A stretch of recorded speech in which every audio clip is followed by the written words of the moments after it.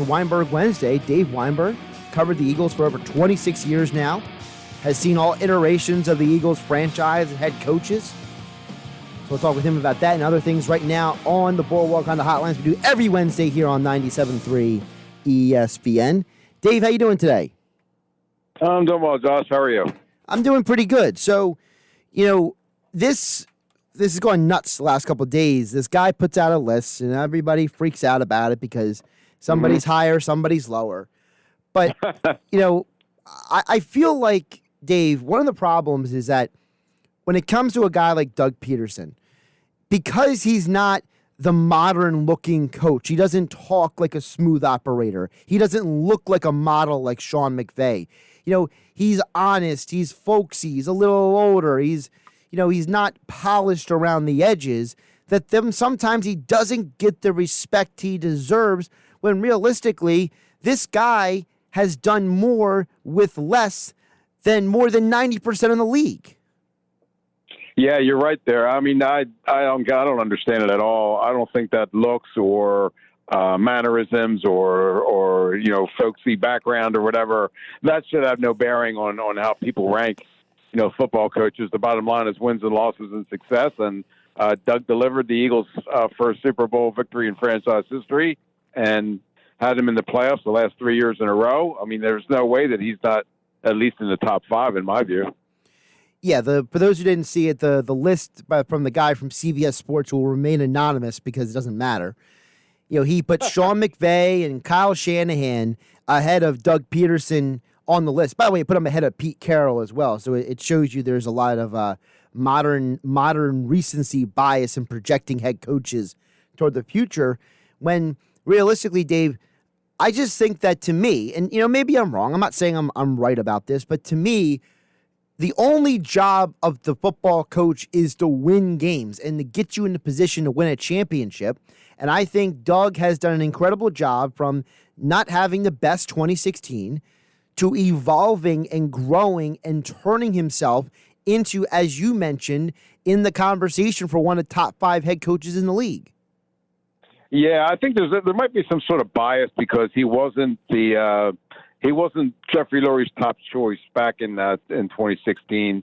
He was just, everybody wanted Adam Gase or Ben McAdoo or, some other, and Doug was kind of like the fallback almost. But, since he's been here, he's done nothing but been successful. I mean, he struggled a little bit at the outset, finding his way a little bit as a head coach. But, from 2017 on, there's no getting around the fact that he's been, nothing short of amazing in terms of not only the wins and losses, but, the players that he's had with him to accomplish those things. I mean, all the injuries and controversies and what have you for him to bind that team and bring them together in time to win the ultimate prize. I mean, there's just no getting around his success.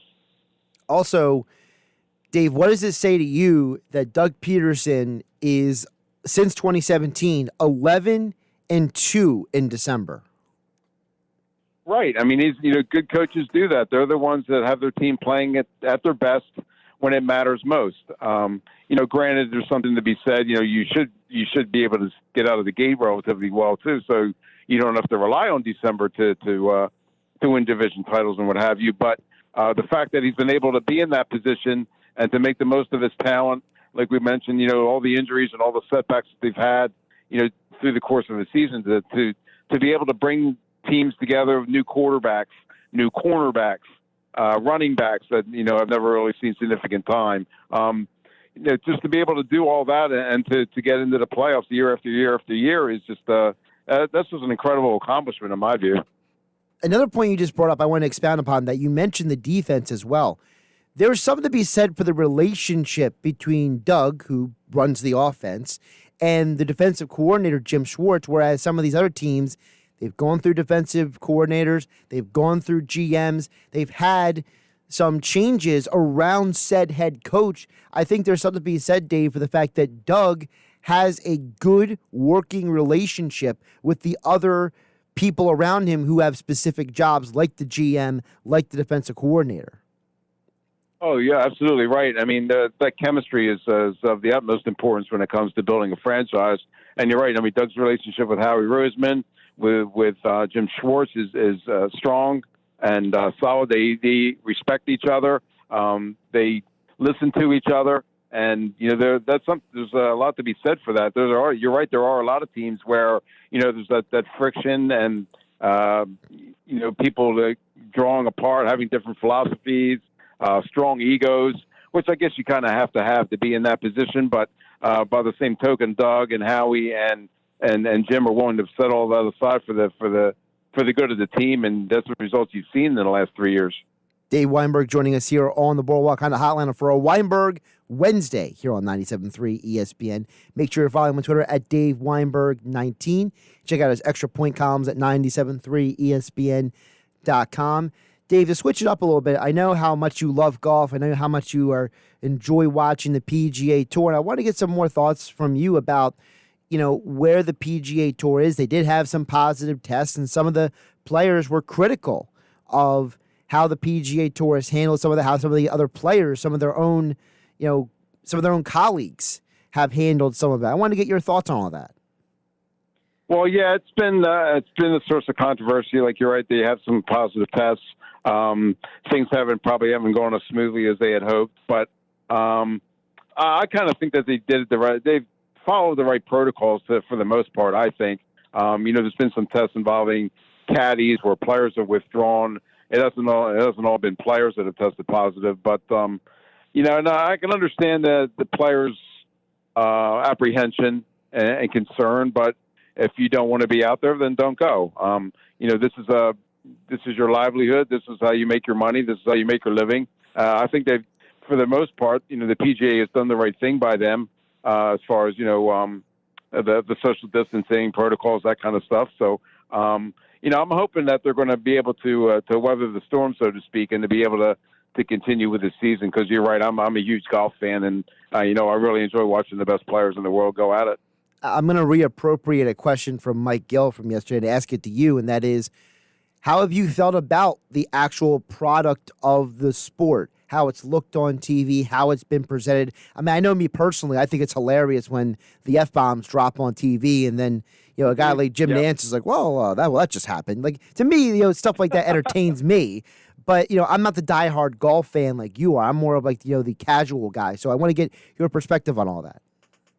No, I really enjoy it too. I'm not one of those guys that is kind of like the stickler for the prim and proper atmosphere around golf, shirt tail tucked in, hat coming off after the round. You can't do this, you can't do that.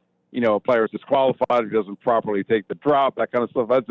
None of that stuff, affects me at all. I'm all about the more personal you can make it, the more fun, then have at it. When you have, engaging personalities like Phil Mickelson and those guys, like you mentioned, using colorful language, trash talking. I just think that makes the sport even more enjoyable to watch, personally. So, the more the merrier as far as I'm concerned. Yeah, and I think also, when we have a chance to humanize these athletes, to kind of, take away some of the, the idolization of them and say, hey, these are people like you and me. They just happen to be really good at what they do. I think that also draws the audience in a little bit as well. Yeah, I'm with you there. And the more you can let their personalities come through, show the human side of things. Who among us hasn't dropped a four-letter word or two on the golf course? I'm certainly guilty of it. And I try to not to throw clubs and that kind of stuff. But I've been known to change my language when I miss a putt and that kind of stuff. So, the fact that they're human and, they get upset and they have fun when, on the golf course as well. I think that's really good for the sport. I don't see any downside to it, to be honest with you. Yeah, I'm not asking you to be Happy Gilmore, but just, show a little personal side. Right. That's all. Right. Exactly right. What do you think about the fact that they're looking at the opportunity to possibly get fans back at the PGA Tour? Looks like it would be around end of July. Do you think that's a good idea?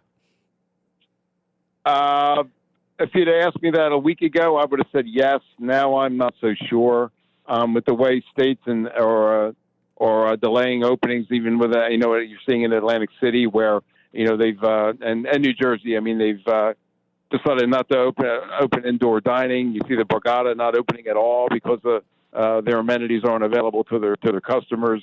I think that there's given the spikes and stuff in the cases that you've seen recently, maybe adding fans is probably not the best way to go. I'm really concerned about the ShopRite Classic. And you're speaking of golf, that's the number one spectator sport in our area year after year, and to have that tournament, it would be great if they have the tournament regardless, but it's going to be tough if their fans aren't able to watch that. It's going to be interesting to see what happens later in the year if they're able to at least flatten the curve a little bit more. Does it at least feel like that because you mentioned the ShopRite LPGA that it's so much further down the road? Today is July 1st. That Right. You're talking about the end of September. Does the distance give you hope that maybe we could see things change, or do you feel like maybe it's just better to be safe than sorry and plan accordingly? Happy Bobby Bonilla Day, by the way. Yes, happy Bobby Bonilla Day. I think there's probably enough time to where I can be cautiously optimistic that maybe they'll be able to find a way to allow fans to attend it. I'm not ready to give up on that yet. From a personal standpoint, I go in this race called the Escape the Cape Triathlon every year in Cape May, and it starts by jumping off the ferry and swimming to the shore. And it was supposed to be June 14th, and they delayed it to August 30th. There was a time where I was kind of hopeful that they might be able to do it, but now I just don't see how there's enough time there, to be able to cram 1,500, 1,600 people onto the ferry. That just doesn't make, that's just not feasible to me right now. But, for golf, for the ShopRite Classic being a little bit later than that, I think there might be still time to find a way to get the spectators out at Seaview when the time comes. Weinberg Wednesday here on the warm-up on 97.3 ESPN with Dave Weinberg. Dave, let's spin it local here. I know you were disappointed about Matt Caesar not making the Phillies, taxi squad. So, what do you think is next for Caesar? Because we know that he was a part of the Cubs World Championship team. He's had a career where he's basically been a utility guy around baseball. But it has to be disappointing for him not to make the local team, the Phillies. Yeah, I'm sure it is. I mean, Matt, when he grew up as a Phillies fan, and to be able to play for your hometown team, that's kind of that's a big deal for any player in any sport. Now that he doesn't have that opportunity, I'm a little curious as to. I think he still has a future in baseball, only because I think one of the reasons that he didn't stay with the Phillies was the fact that they instituted the DH for the National League, and as a Matt's known as one of the top pinch hitters on the team and now in the league, and now that's basically been taken away. I mean, you're not going to have nearly as much pinch hitting as you did in the past. So I think that really hurt his chances. But maybe next year, if hopefully the National League reverts to having pitchers hit, which I think I'm more of a traditionalist, I guess, in that sense. And if that's the case, I think Matt really has a chance. And I feel bad for him because he was really healthy. Or healthier for the first time in a couple of years, and I thought he had a real shot at making the team, or at least starting the season in AAA and then maybe being promoted later in the year. So I know it's a tough blow for him, but on the other hand, he's 30 years old now.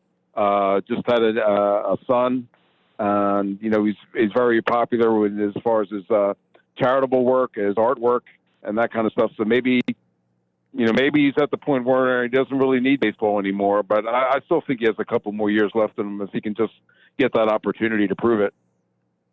Yeah, absolutely. And Dave, keeping it local. So I feel like you're one of the only people I can have this little conversation with, you being Mr. Cape May. So I was Okay. I was watching the movie Ford versus Ferrari. I finally got a chance to watch it last night. And one of the points in the movie is when Mr. Ferrari sends the message back to Henry Ford II saying, basically saying, you're no Henry Ford. And it immediately brought me back to, many, many years ago when I was a senior in high school back in 2004. I read an article about how Henry Ford raced. Many years ago, seriously. Well, Graduated in 1976.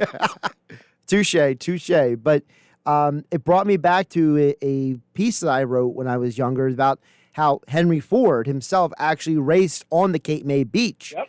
And how Henry Ford, part of the reason why he had the money to do it was because he promised a local person in South Jersey that he would make him the first Ford dealership. He would finance him to be able to race on the beach. And he raced against Louis Chevrolet and Walter Christie, two of the bigger names. So, Cape May, it's a town of a lot of history, Dave, but it's also got a history in terms of the sport of racing as well. Yeah, that's a really. I mean, I knew about him racing cars on the beach. I didn't realize all the history behind it. Though that's really cool. But yeah, Cape May goes back, centuries and centuries as far as the history. There's been presidents that have stayed here, diplomats, what have you. It's a really cool town that was chock full of Victorian architecture, plus modern amenities too, and it's just it's the best of both worlds. I was very, very fortunate to be able to grow up in Cape May, and made the decision to make my permanent home here. And I'll encourage anybody. I'll put Cape May up against any other town in the Jersey Shore, but even the entire state as far as atmosphere, vibe, food, outdoor activities, beaches. I just think it's tremendous. And maybe I should be the king of Cape May or something. Well, at least you're the ambassador to me. That's how I look at you sometimes. There you go. Yep. I never had a bad thing to say. By the way, just parking tickets every once in a while. I remember that last summer. Here's a little tidbit for you, Dave, and that is, so the car that Henry Ford raced on the Cape May beach, it was called the Beach Skimmer. It got taken out by a wave of water. That's why he came in last in the race. And the changes he made to the skimmer eventually became known as the Model T that was sold in the United States.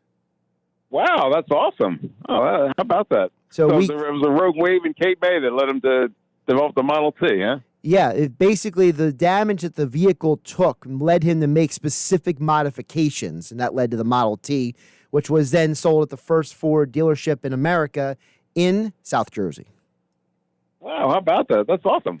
I'm full of useless information, Dave, so I got that going for me. No, that's really interesting. He's Dave Weinberg. Follow him on Twitter at DaveWeinberg19. Check out his extra point columns at 973ESPN.com. And he joined us today, as always, each and every Weinberg Wednesday on the Boardwalk Honda Hotline. Dave, appreciate your time as always. Oh, thanks a lot, Josh, and thanks for the history lesson. Well, listen, I learned from you, you can learn from me, and, makes everybody better, right? There you go. Thanks again. Thank you, Dave.